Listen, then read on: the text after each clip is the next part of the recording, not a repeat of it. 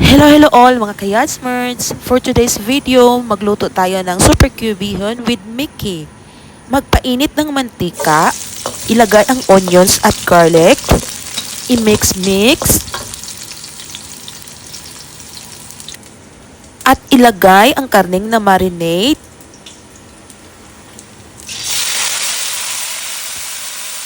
So, i-mix-mix, ukay-ukayin, hanggang lalambot.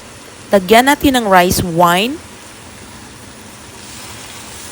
Yan, konti lang. At isimmer ng 2 to 3 minutes. At i-check na natin kung lumambot na ba ang ating karne. So, ayan. Ukay-ukayin. At ilagay ang na-slice na repolyo. With magic sarwap, ang ating pampalasa. Magic talaga ang sarap niyan mga kayadsmerds.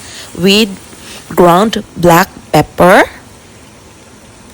sea salt, so konti lang, baka maalat, at ilagay ang ating Mickey with super cubihon. So ayan na.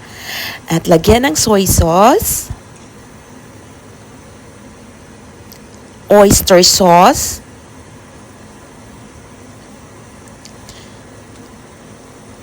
at saka ukay-ukayin.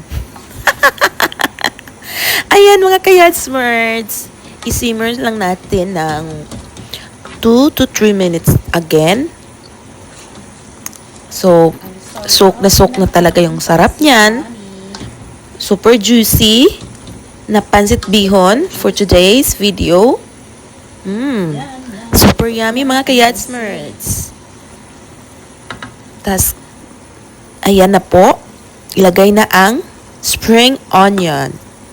So, charan! Ready na ang ating pansit bihon for today's ulam.